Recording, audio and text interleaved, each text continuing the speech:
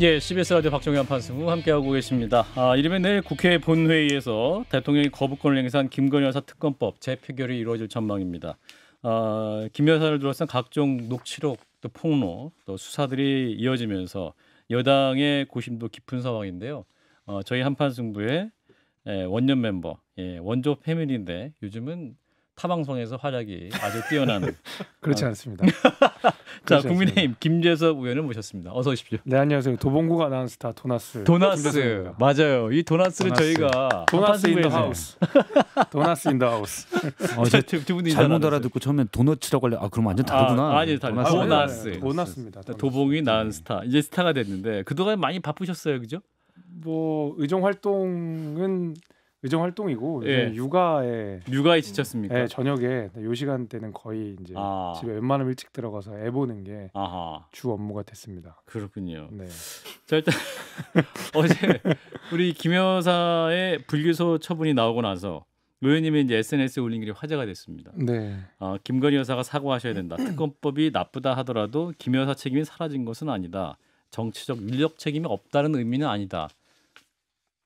이렇게 올리셨는데 그렇습니다. 예. 그 불기소 처분을 받았고 뭐 특검법이 결국에는 폐기된다 하더라도 그게 이제 김 여사를 법적으로 처벌할 수 없다 내지는 이 특검법 자체가 통과되는 거는 그냥 탄핵 용도이기 때문에 이거는 우리가 받을 수 없다가 그렇기 때문에 김건희 여사에게 정치적으로 윤리적으로 아무런 책임이 없다라는 얘기는 아니거든요. 예. 법적으로 이 사람 예를 들면 우리가 거짓말을 했다 하더라도 그거를 처벌을 할 수는 없잖아요. 하지만 윤리적인 지탄을 받아야 되겠죠.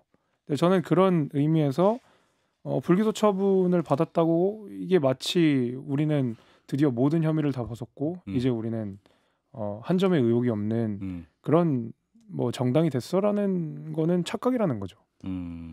그런데 이제 친기를 비롯해서 여당 내부에서 그 여사 사과론에 대해서 부정적 입장도 많이 있어요. 오히려 국정감사 시기에 사과를 하면 야당의 공세 비밀을 줄 수 있다. 그리고 야당의 탄핵 빌드업, 그 탄핵 시나리오에 여지를 줄 수 있기 때문에 이거는 오히려 사과할 문제 아니다라고 또 강경론자들도 많이 있거든요. 근데 이게 이제 하루 이틀 된 문제가 아니거든요. 그러니까 명품백 사건이 벌써 지난해 거의 이제 1년이 다 돼가는 사건인데 예. 여기에 대해서 대통령실에 책임 있는 분, 특히 이제 대통령이 직접적으로 하신 말씀은 박절하다는 표현 하나 말고는 제가 기억나는 게 없습니다. 대통령이 박절하다는 말씀이죠.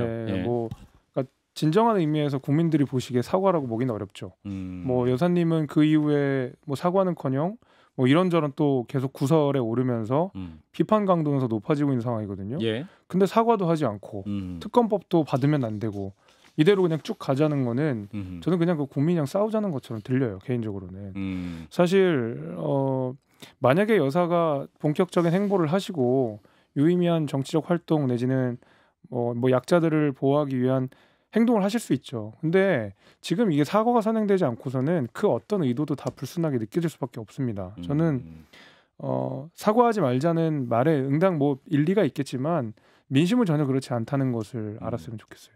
일리가 없어요. 무슨 일리가 있어요? 그래도 일리가 없다고 하면 좀 그렇잖아요. 이제 우리 도나스가 도나스 정치인이 다 됐습니다. 정치인이 됐어요. 일리는 있다.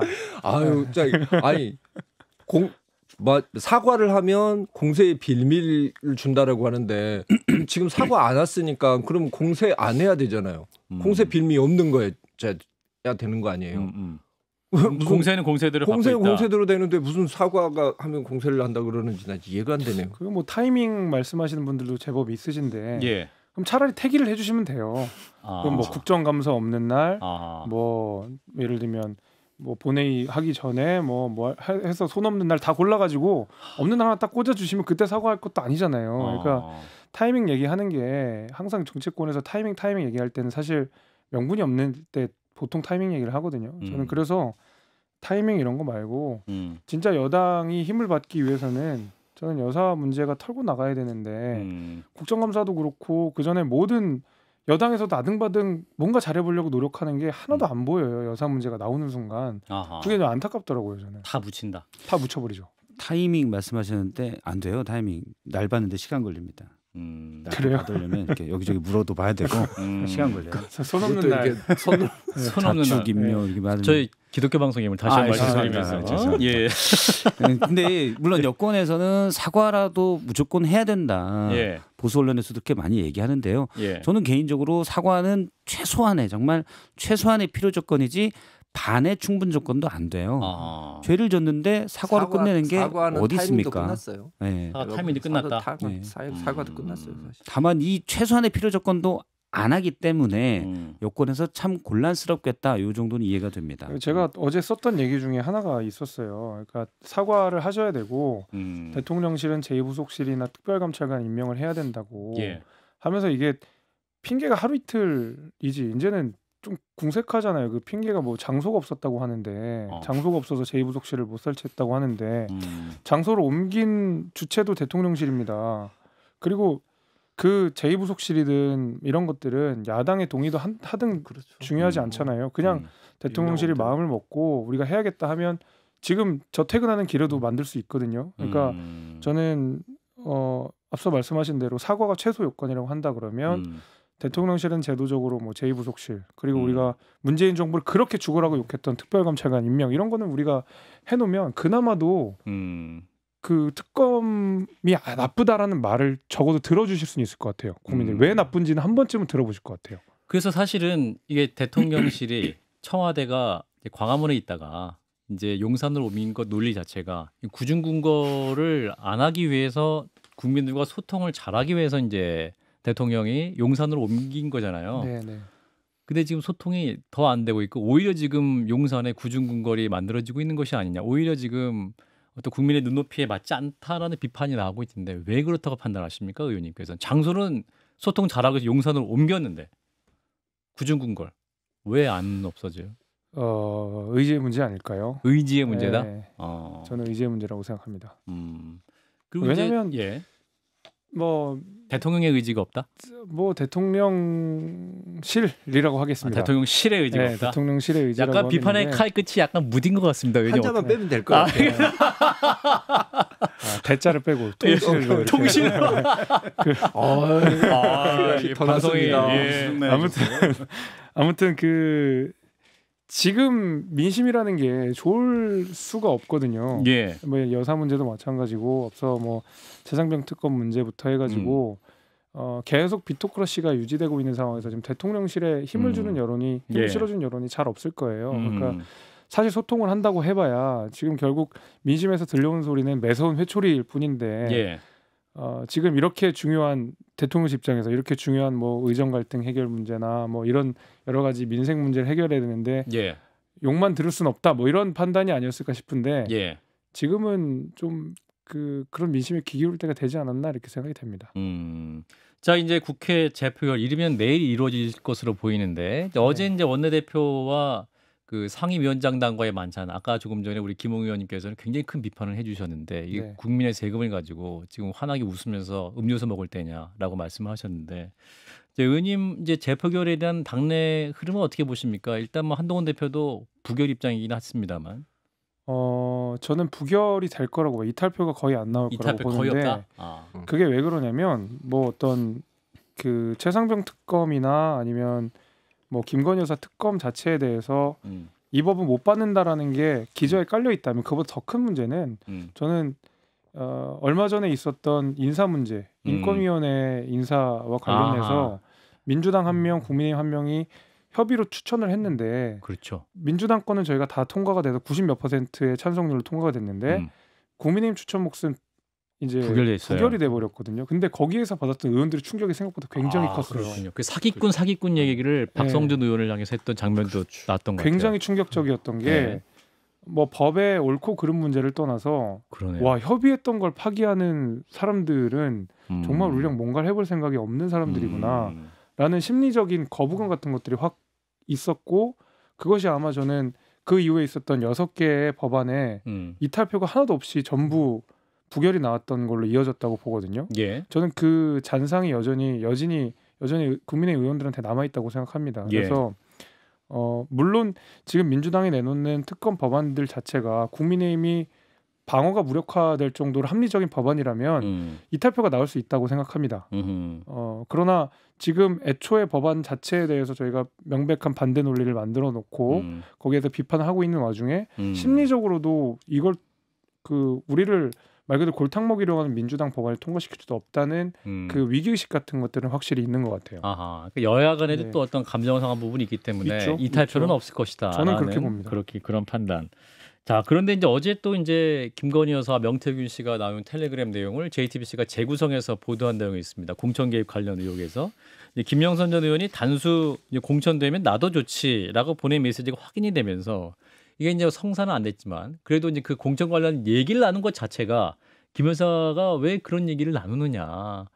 그냥 나는 뭐 전혀 관련 없는 얘기다 하면서 아예 그냥 선을 걷어야 되는데 그것도 어떤 깊이 있는 토론을 한 것처럼 보이는 그런 내용이 나오니까 여사 이름이 또 나오거든요. 관련 보도 내용은 어떻게 들으셨는지.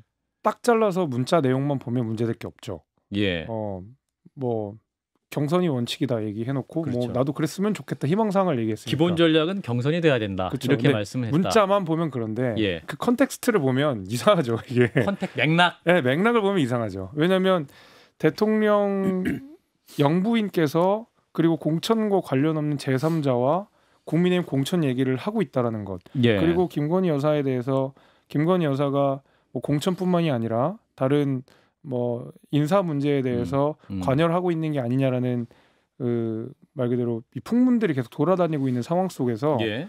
이렇게 뭐 여론조사 포함해가지고 여러 공천에 개입했다는 그 명태균 씨와 하필이 이 시기에 그런 이야기를 힘이 있는 사람인 김건희 여사와 대화를 했다는 그 컨텍스트 맥락은 굉장히 이상하죠. 뭐 문자 자체는 문제될 게 없지만. 네. 그렇군요. 그것도 이제 저희가 브리핑에서 얘기했지만 그 이준석 대표와 대통령의 치맥 회동도 명태균 씨가 같이 이제 본인이 했다는 거 아니에요. 그러면 이게 관련 의혹이 그럼 더 커질 것이냐 아니면 사그러질 것이냐 어떻게 판단하세요? 근데 그거는 일단 저는 예. 지금 이 명태균 이분을 중심으로 한 이 공천 논란은 결국에는 어떤 증거가 나오느냐가 핵심일 것 같은데 항상 이제 그 정치판에 선거 때 되면 그런 소위 말하는 꾼들이 등장하거든요. 예. 내가 누구 알고 내가 뭐 했고.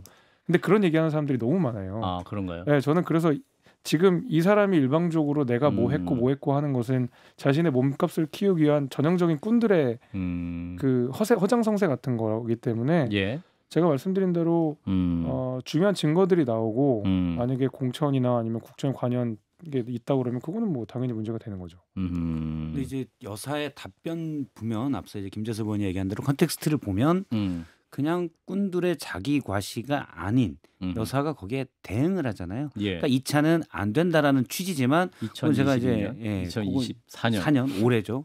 안 된다는 취지지만 그때는 여사의 역할이 그 교통정리, 창원의창의 교통정리가 목적이었기 때문에 안 된다라는 스탠스로 있었던 거예요. 예. 그렇게 보는 게 맞는 것 같아요. 그러니까 여기에서 아까 박성태 우리 실장님이 한 게 가장 정확한 분석인데 예를 들어 볼게요.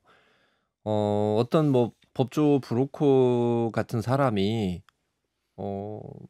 지방법원장의 사모님하고 문자를 나누는 겁니다. 이 사람 집행유예 되느냐?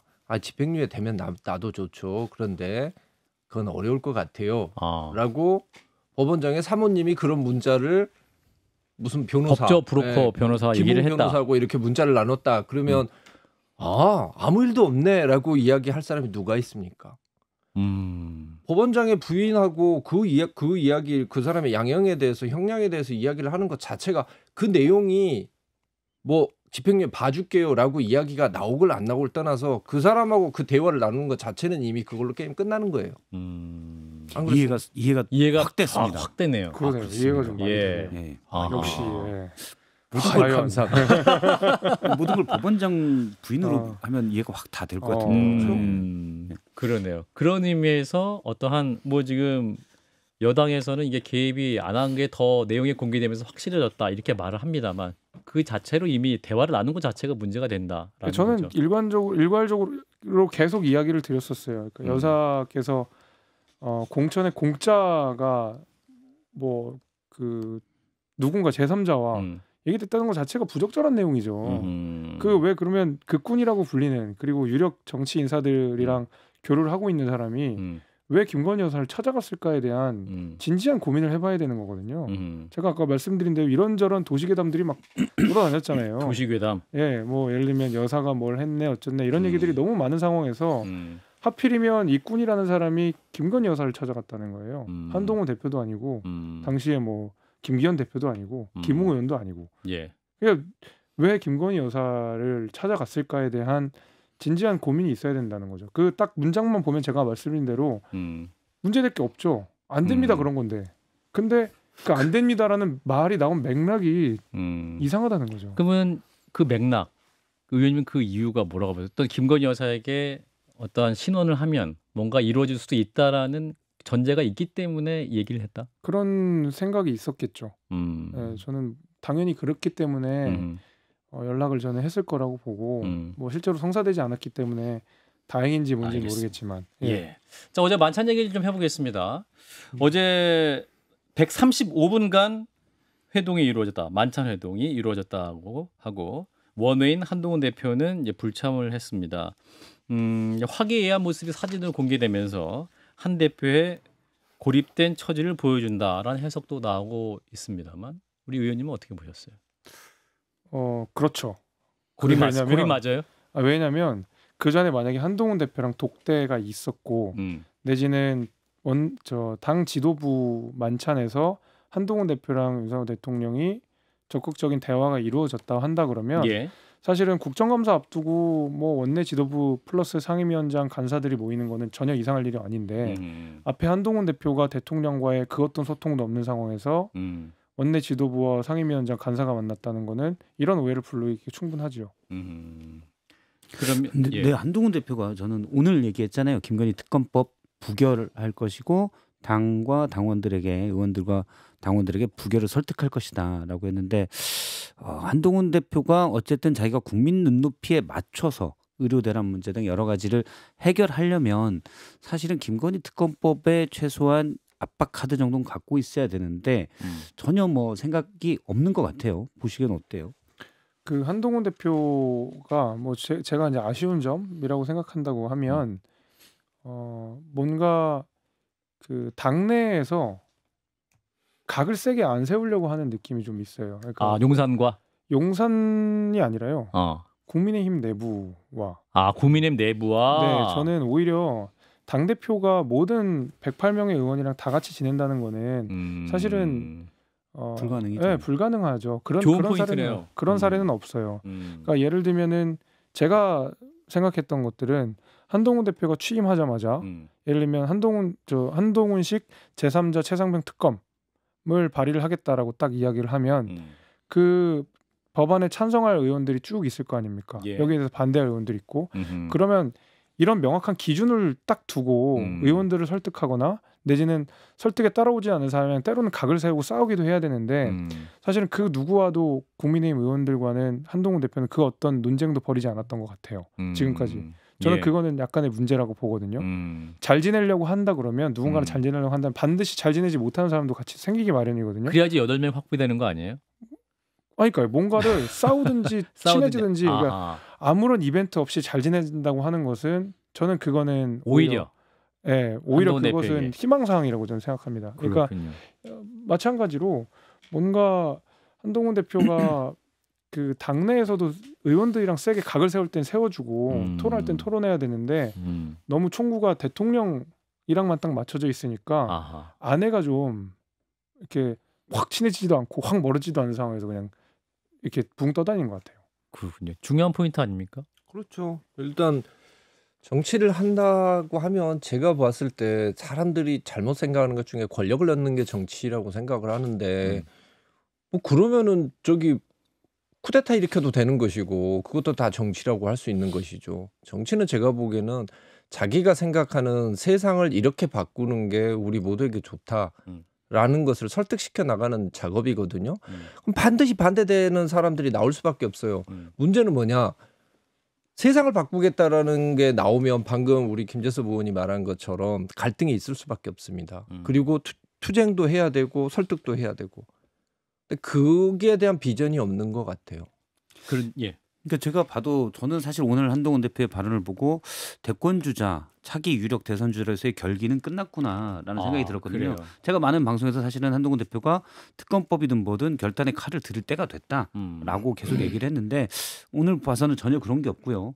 최근에 여권 관계자들에 들은 얘기는 보통 뭐 방송에 로고송이 있지 않습니까? 만나면 좋은 친구. 예. 한동훈 대표가 여러 만남을 가지고 있는데 만나면 멀어지는 친구라는 얘기를 듣고 있어요. 한동훈 대표를 실제로 만나면 만난 사람들의 일부가 한 얘기입니다. 예. 만나면 멀어지는 친구. 그리고 앞서 특검법이든 최상병 특검법이든 김건희 여사 특검법이든 최상병 특검법이든 관철을 국민적 눈높이에 맞춰서 관철을 시키려면 말씀하신 대로 수첩 가지고서 체크하면 돼요. 동그라미, 세모 분들 만나서 설득해가고. 근데 그런 과정, 실질적인 과정은 없고 그냥 대통령을 향한 메시지 자체는 안 참는 성격으로 나와요. 실무에서 움직이는 건 없고. 이렇게 보면 그냥 그 말만 못 참는 게 아닌가. 아하. 그러면 이걸 사실은 실행으로 옮기려면 액션 플랜이 필요하잖아요. 근데 그런 것대로 움직이는 건 안 보이고 설령 있어도 당대표가 된 뒤에 지금 3달 가까이 됐는데 아직까지 변화가 없다는 건 못하고 있는 거예요. 그건 능력 부족인 거죠. 그래서 이제 박성태 실장님께서 지적하신 대로 이걸 만약 협상 수단으로 쓰려면 그 특검이 협상 카드가 돼야 되는데 그 카드를 만드는 작업이 그렇죠. 국민의힘 의원들과 때로는 각을 세워야 된다는 건데 그게 없었다라는 거죠. 그렇기 때문에 저는 협상 카드가 안 된다고 봅니다. 예, 한 50초 남았는데 김대남 전 행정과 녹취록 파문이 커지고 있는데 이 문제 어떻게 보세요? 사실 한동훈 대표 입장에서 굉장히 큰 상처가 될 수도 있는 상황인데. 근데 한동훈 대표가 좀 이례적으로 김대남 감사.